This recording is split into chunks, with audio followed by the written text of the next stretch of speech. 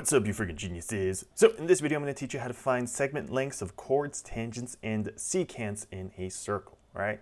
So let's start with this first example right here. And this is an example of two chords intersecting inside of a circle. Okay, now when you have two chords that intersect, that creates four different segments, all right? So essentially we have 1, 2, 3, and 4. So in order to find the lengths of all these segments, you can simply multiply two segments together that are in a straight line and set those equal to the product of these other two segments, okay? So first, let's multiply these two together. So x and x plus 4, right? So we're going to say x times, and I'll put in parentheses, x plus 4. And we're going to set that equal to these other two, right? So we're going to say it's going to be equal to x plus 2 times x plus 1. All right, now let's just multiply this out. So here we get x squared plus 4x is equal to, and then just going to FOIL here, x squared plus x plus 2x plus 2.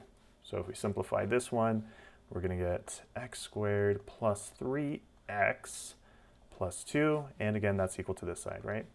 X squared plus 4x. Okay, so we're trying to solve for x, so maybe it would be helpful if we combine some like terms.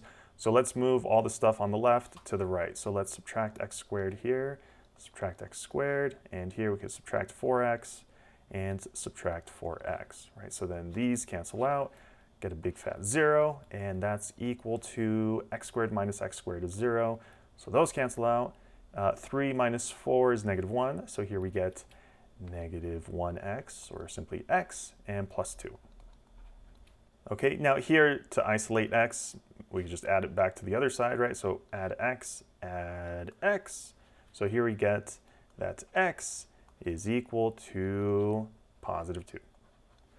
All right, great. Now that we know what x is equal to, now we can plug it into all of these, right? So here we're going to get that this segment is 2.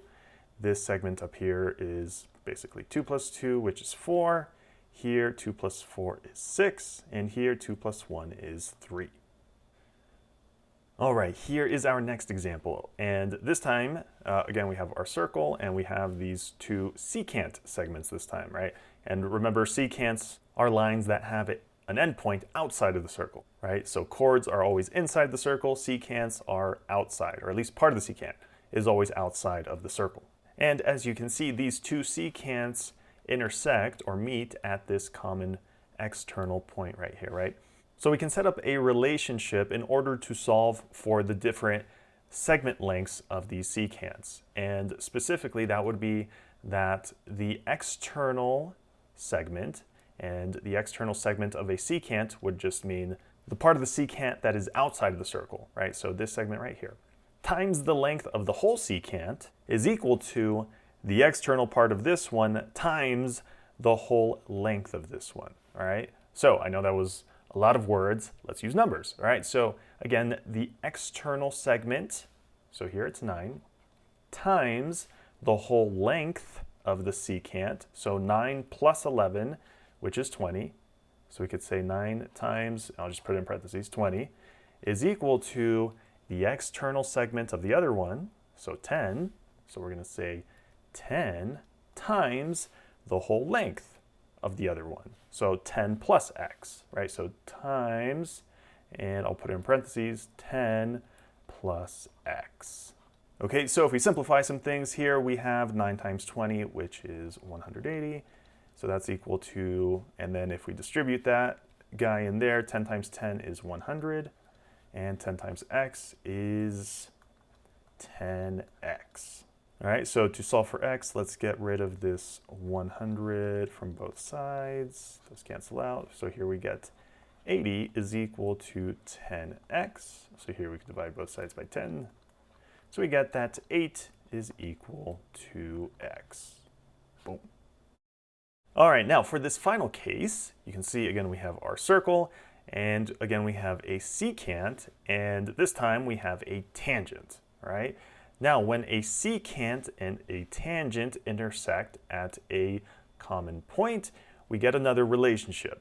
Okay, and similarly to the last problem where we had a secant, it's going to be that this external length of the secant times the whole length of the secant is equal to the tangent side squared, right? So first let's write our formula for the secant portion. So again, it's the external segment, so here that's just x, times the length of the whole thing, right? So that would be x plus 8. So I'll put that in parentheses as x plus 8, and that's equal to the tangent side squared, so 16 squared.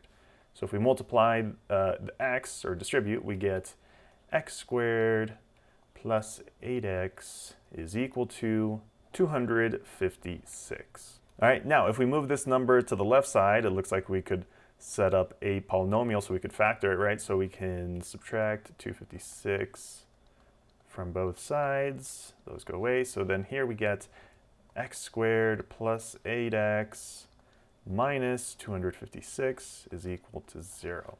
All right, now in order to factor this, we would need the quadratic formula, which is negative b plus or minus the square root of b squared minus 4ac all over 2a. Okay, so here a would simply be equal to 1, b would be equal to positive 8, and c would be equal to negative 256. All right, and I'm going to spare you the details of plugging this in and just calculating that, but essentially you'll get two answers, and those two answers would be 12.49 approximately, and approximately negative 20.49.